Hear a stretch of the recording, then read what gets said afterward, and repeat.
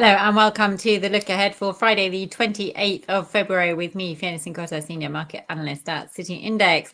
So overnight, we'll be watching out for a slate of data from Japan, including retail sales, Tokyo inflation, and Japanese industrial production. In the European session, we've got German retail sales as well as inflation figures. Over in the US session, we'll have Canadian GDP and the very closely watched US core PCE, the Federal Reserve's preferred gauge for inflation.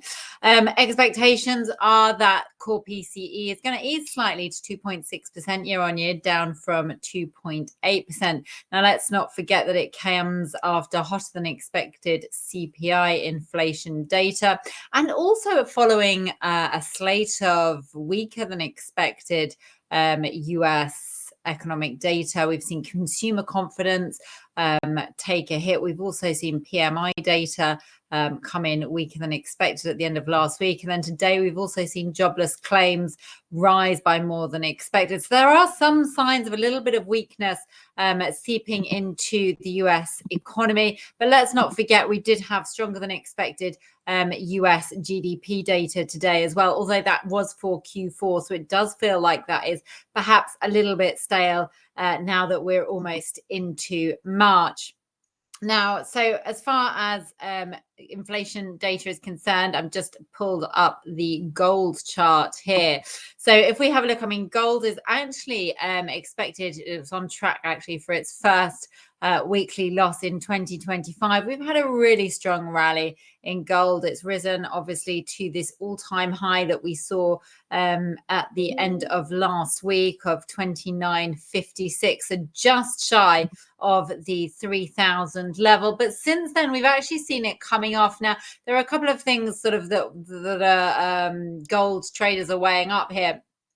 Obviously, we've got a slightly stronger dollar today, for example, which is why we're seeing the fall off in the in gold denominated in US dollar. But let's not forget, gold's a safe haven. There is still a lot of uncertainty. So I think, what we're seeing at the moment isn't necessarily anything sinister. This is, as far as I can see, a natural pullback after a very strong run higher. So, I mean, we do have this bearish engulfing candle, which is a little bit sinister, but as I said, we're still, very much at levels that this can be seen as a pullback rather than anything more. If we got cooler than expected inflation data tomorrow, then that could actually give gold a helping hand. It could mean that we're going to see more Fed rate cuts in 2025 than the market had been expecting. And it also means that perhaps we could get some more concerns over the health of the US economy, which might drive some safe haven demand to gold. Obviously, as far as safe haven demand, we've talked about Trump and trade tariffs are concerned, but actually we do have a slightly improving situation, it would appear, in Russia, which may take a little bit of the safe haven trade off the table as far as gold is concerned. But just technically, as I said, we've seen this bearish engulfing candle. I think the next level to be watching out for on the downside will be 28.50 round number. But as long as we're staying above this 27.90 level, then the uptrend really does remain intact.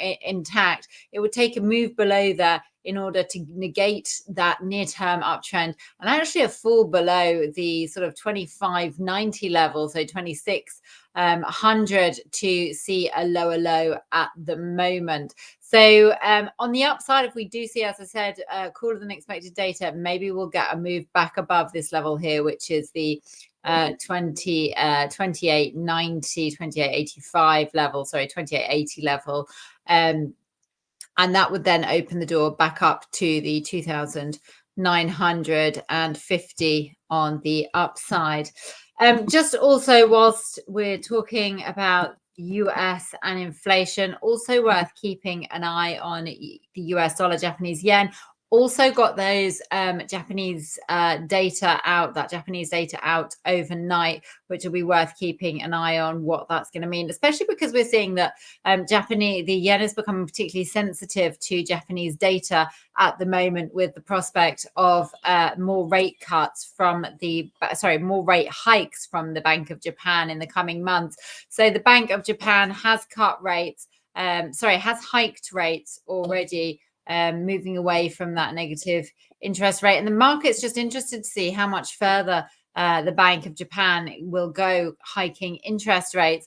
So yeah, inflation data, retail sales, and industrial production. If we're seeing some strong numbers there, that's going to encourage a further hike from the Bank of Japan and could further support the Japanese yen, which has strengthened considerably from the high there we saw at 158. Sorry, the low for the yen at 158.90. So just levels to be watching here is the 148.60 level. This is a really key level. That's that's the December low. It's holding at the moment. If we actually get a break below that level, then I'll be watching on the downside for that 145 level. But so we'd need to see sort of, stronger than expected data from Japan and also potentially weaker US inflation figures in order to drive that further down. If we do see stronger than expected inflation, then that could actually sort of, raise some concerns about stagflation, I guess, in the US, in fact. But on the upside, if we do see that, meaning that the Fed are going to be less likely to be cutting interest rates, we might find that the USD Japanese yen pushes higher up towards that 150.80 level, which is the 50 Fibonacci retracement from the 162 high to the 139.50 low. And above that, we've got the 200 SMA at around the 152.45 level. So that's another area to be watching. As far as Germany is concerned, look, just taking a look here, this is the euro US dollar. Seen a really sharp pullback there in the euro US dollar. That's on the back of these announcements from Trump that actually, I mean, we've had a lot of contradictory comments from Trump about what's going on as far as trade tariffs are concerned. But today did seem to come out and say that trade tariffs on Mexico and Canada were going ahead on Monday. And he's also warned against trade tariffs on Europe as well.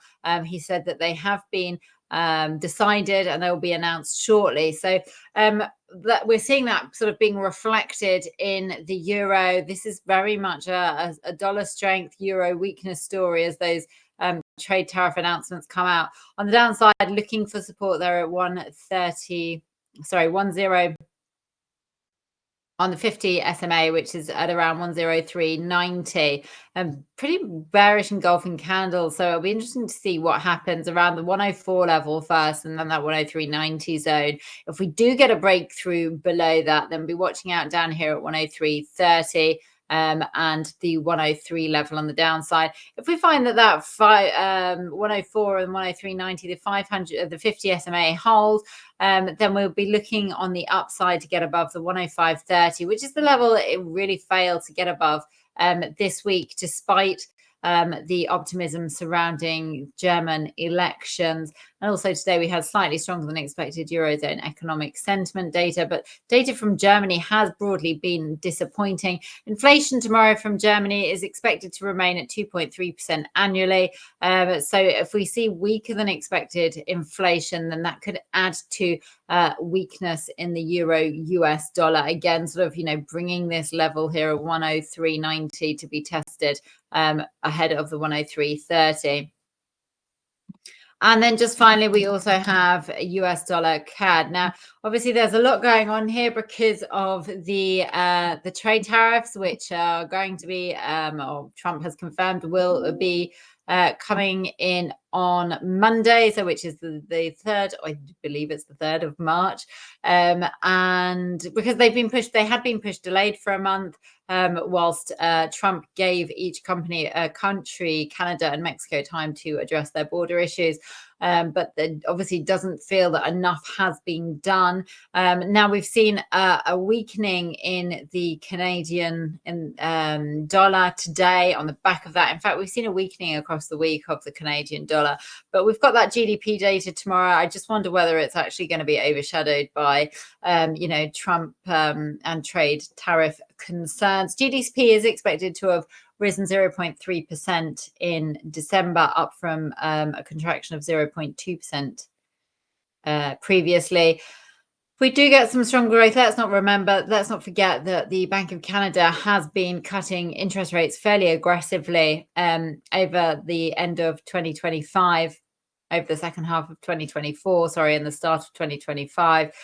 So if we do start to see, signs that the economy is stabilizing, then maybe we'll start to see the Bank of England reconsider as many rate cuts. But I think that's going to be very dependent on this tariff situation. We're back in this familiar range here, 145 on the upside, 143 on the downside. We've recovered back into that range. This is the range that we've been trading in across the end of December and the beginning of 2025.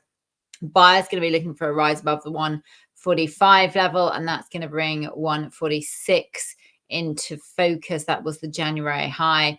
If we see any sense that these tariffs aren't going to go through, that could see some strengthening in the loonie. Watch out for 143 support on the downside, opening the door to 142. So that is everything from me. I hope you have enjoyed. And if you have, then please do give this video a like.